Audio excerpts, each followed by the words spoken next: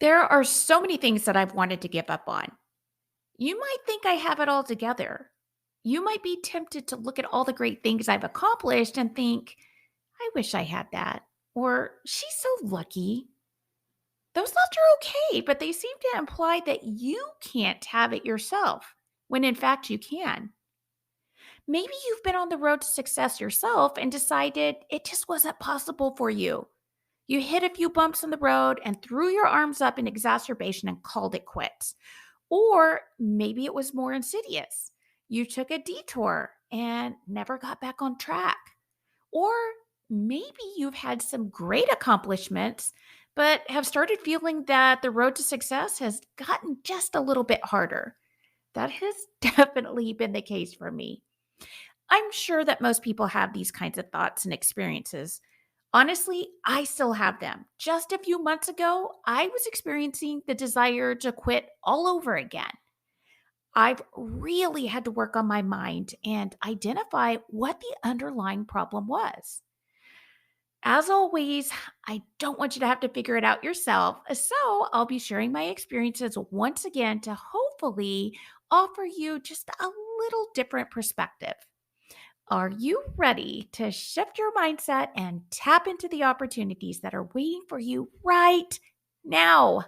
Let's go.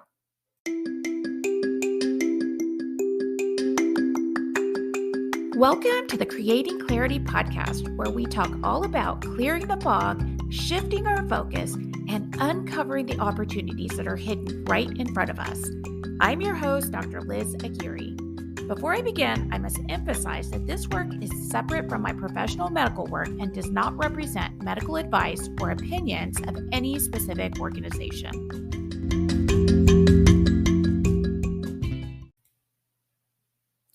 What is it in your life that you want to give up on? Is it an education or a career goal? Maybe it's a dream that seems too far out there. Maybe it's a relationship. There are literally hundreds and thousands of thoughts and ideas that go through our minds each day. When we encounter an idea that we're passionate about and it feels possible, we typically go for it. We start putting our time, energy, and effort into making it happen. At the beginning, the idea might carry excitement. Because of that, you might find yourself full of energy and willing to go the extra mile to make it happen. I remember how excited I was when I got accepted into medical school. All of a sudden, this dream went from seemingly impossible to possible. Once I started med school, everything revolved around making that dream to be a doctor come true.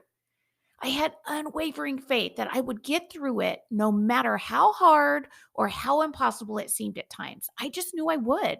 I didn't care how hard it was. I used to actually tell myself that they would have to kick me out of med school kicking and screaming because I wasn't going to quit no matter what. There were many, many hours of studying, many sleep deprived nights. I gave this dream everything I had. It paid off. I'm a doctor now. We all have this ability, right? Maybe you've heard me talk about that cliche saying, if I can do it, so can you. If you haven't heard that episode, make sure you go back to episode number 9 on season 1 to hear it. But I'm bringing it up again because all of us have mind drama about what is possible. As the years have passed, I feel like things have changed for me. I still have grit. I work hard. I have a goal. I give these goals my all. However, I realize that as a middle aged adult, things are very different from my early adult years. I had the energy to give med school my all.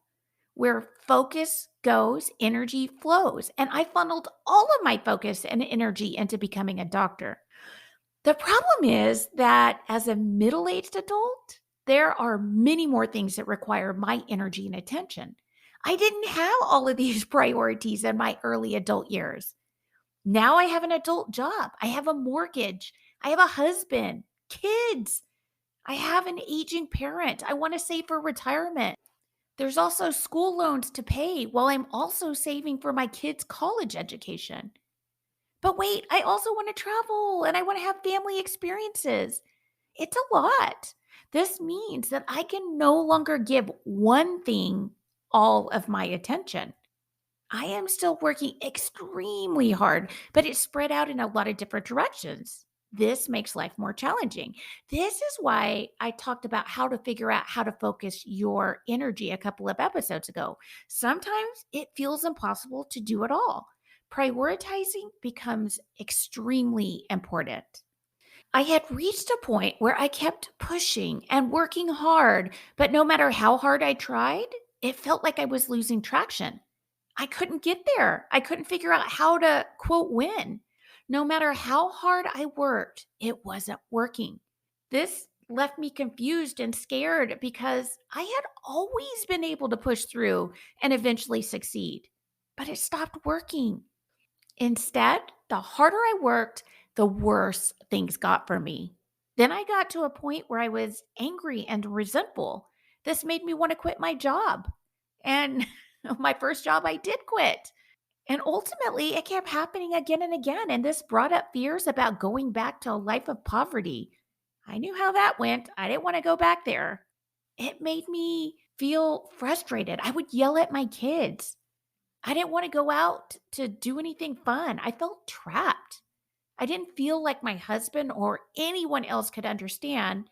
And the fact I didn't just made me more angry. I'm truly fortunate for my husband. And I bring that up now because he's the one who helped me realize that the thoughts my mind was offering me were simply not true. He helped me take action and change that. He started telling the kids to kiss mommy goodnight, and he would have them tuck me in at night. They thought it was neat to do this for me, and it made me feel their love.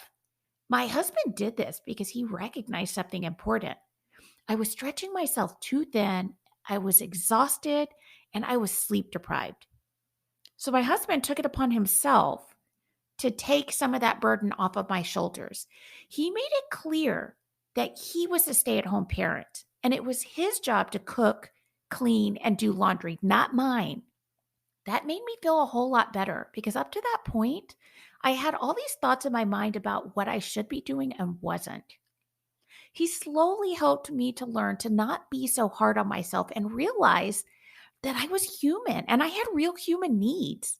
He helped me to see that I didn't have to do it all to be a great mom and wife. Actually, it was quite the opposite. I needed to not do those things to be a good wife and mommy. I needed my rest. If you or someone in your life is suffering, take a moment to figure out what is missing. The anger and frustration is because there's a disconnect between what the person needs or expects and their reality. If you're suffering, communicate with your family. Let them know how much you're suffering. Don't feel like you have to hide it and do it all alone. I did that until I couldn't hide it anymore. Then the anger came out. And fortunately for me, my husband was able to see that and recognize it and help me. He didn't get mad at me. He didn't argue with me about my attitude or how I was yelling too much. He stopped to help me. If someone you love is suffering, stop and see how you can help them. Pay attention, observe. My husband gave me the awareness and the ability to get what I needed. I don't think I would have come full circle without his help. I was too sleep deprived to see it, even if it was completely obvious to everyone around me. Unfortunately, it took me a while to figure this out, but my husband didn't give up on me. With that said, the person whom you might be trying to help must want the help. I wanted the help. I needed the help. I just couldn't see how it was possible. I didn't know how to help myself. As much as you might want to help someone get better, they won't until they are open to receiving the help. I bring this up because it's possible to spend a lot of time, energy, and effort on someone who doesn't want the help. If you are feeling complete resistance, then it's best to leave the help to the professionals. That might be a doctor, a therapist, a coach, or other professionals. It's easy for someone to bring you down. So I want you to protect yourself and your well being. I'm learning to give myself grace. I'm lowering my expectations for myself to allow myself to not do more, but instead say me first and take care of myself. Now I'm living a more full life. Honestly, a big part of that is simply because I'm getting more sleep. I was such a different person in my sleep deprived state. That's actually why I'm spending 3 entire episodes of this podcast on sleep. In the past, I was very black and white. Now I've come full circle to realize things are never all or none. I'm realizing that deprioritizing something and putting it on the back burner is not quitting. It's simply realizing that there are different seasons of life. Not all things are meant to be done in one season. The season of having small kids is not necessarily the season that I'm aggressively going to grow my business. That's okay. Before I figured this out, there were a lot of things that I just wanted to quit on.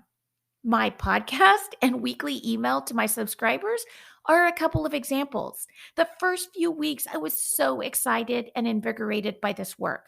I found a passion for writing. I felt happy when I was doing the work, but then I found myself going back to old habits. I started getting less and less sleep. Life got busy. I was no longer exercising. I wasn't eating great. I started to feel less and less energized. I started getting frustrated. I started raising my voice more. Finally, I had thoughts of quitting it all. At the same time, I couldn't imagine not doing it. I found true joy in this work. I realized I had to take a step back. I started reading my reminders to myself. Very quickly, I realized that the answer was to take more time to myself, which I did. I was just tired. Again, I spend a lot of time talking about this because if you want to quit, I want you to think about it. Do you really want to quit? Or are you just too tired to keep pushing forward? Sometimes when we're rested and we take a step back, we come back so energized, we think, oh, yeah, I'm going to keep doing this. There's no way I'm quitting. I'm not giving up my podcast. There's no way. I love it too much.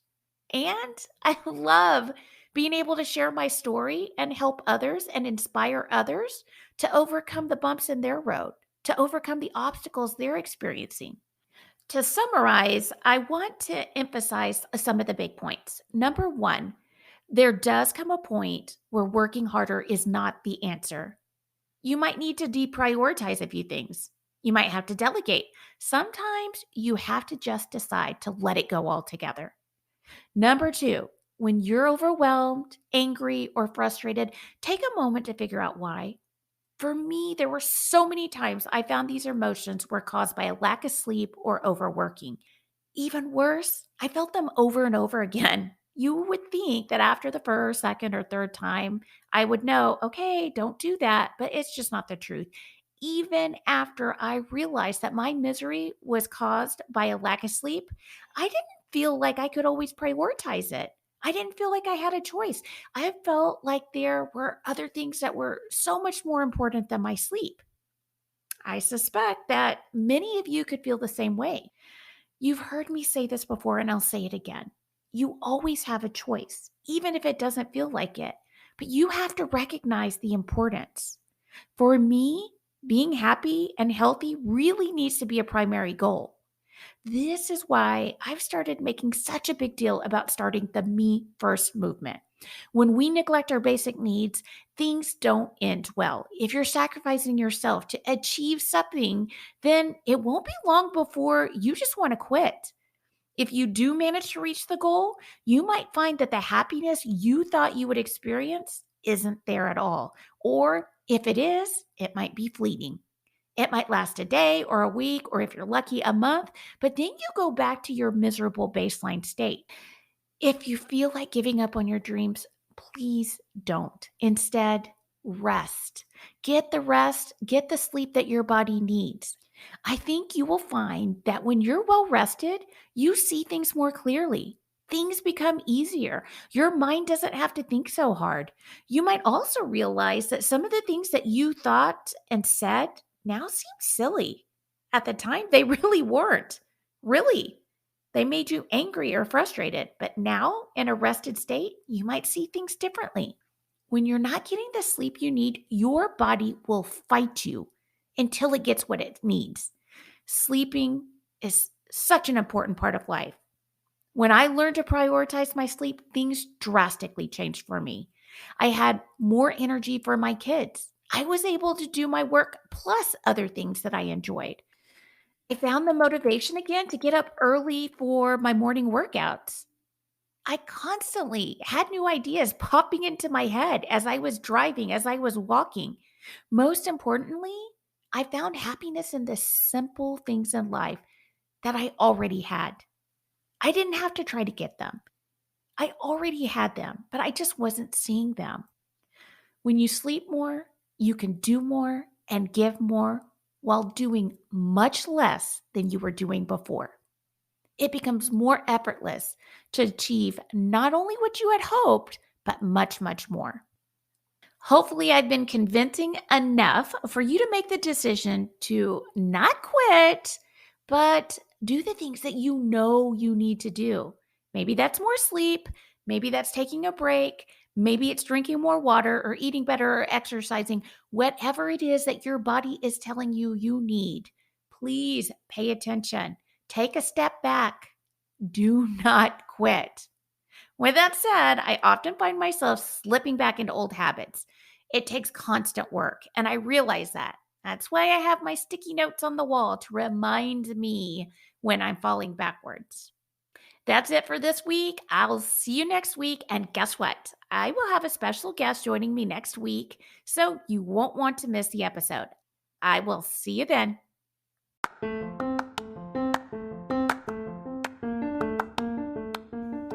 Thanks for listening.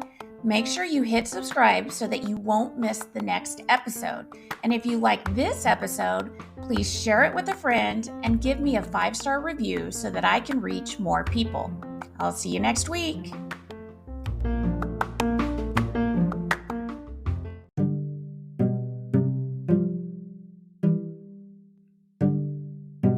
Disclaimer: the views and opinions shared here are for information and educational purposes only. They do not serve as a medical or professional advice.